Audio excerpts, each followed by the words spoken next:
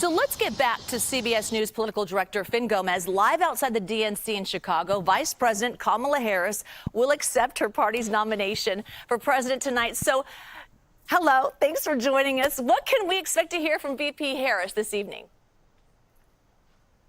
Yeah, just getting a little bit of information from a Harris Walls campaign official on what we expect the vice president to say tonight in her nominating address to this convention.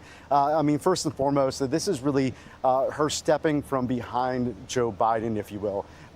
American voters have known Joe Biden, they know Donald Trump, and now that she's on top of the ticket, this is really the biggest opportunity for her to really address millions of Americans with just 75 days away until the election. But she's going to be focusing on three things. One is her biography, sharing her story and her record for the American people, talking about coming from being the child and raised by a working mother in a middle-class neighborhood.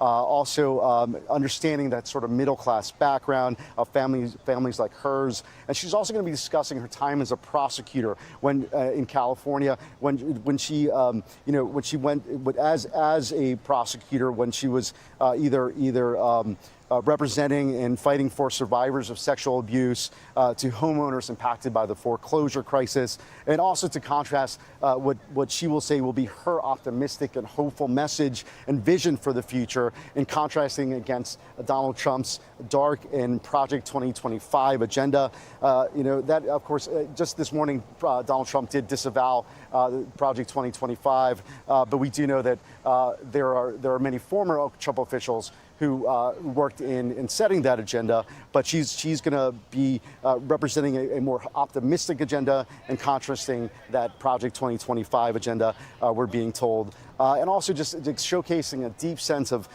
patriotism, optimism, and hope. Is what we're being told. Also, the expectation is that, even though there's momentum and there's we're seeing some momentum, that momentum in the polls, it's also, to say that the job is not done. We heard Michelle Obama, the former First Lady, a couple of days ago, say that that this is still going to be a tight race, and we're expecting to hear some of that as well. But this will be the biggest speech of her political career. Yeah, quite the buildup leading to the final day for sure. Now, she did that surprise appearance Monday night. Obviously, all eyes on what she's going to be saying tonight. But do you also expect any other speakers tonight, any other surprises possibly on the agenda that you got a little sneak peek into? Oh, we had a couple of surprises this past week, including Oprah Winfrey, of course, last night with that speech really addressed to independents like her.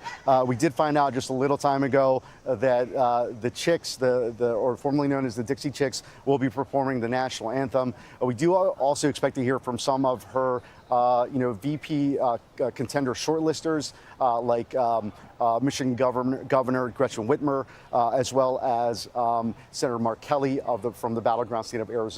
We are also going to be hearing from senatorial candidate Ruben Gallego from that same battleground state of Arizona, who's in one of the key top races of this cycle. Arizona being a crucial state, as you know, and one that the former president is also visiting today, going to the border today to sort of highlight what they see as the biggest political vulnerability against Vice President Harris, and that's the immigration and the southern border.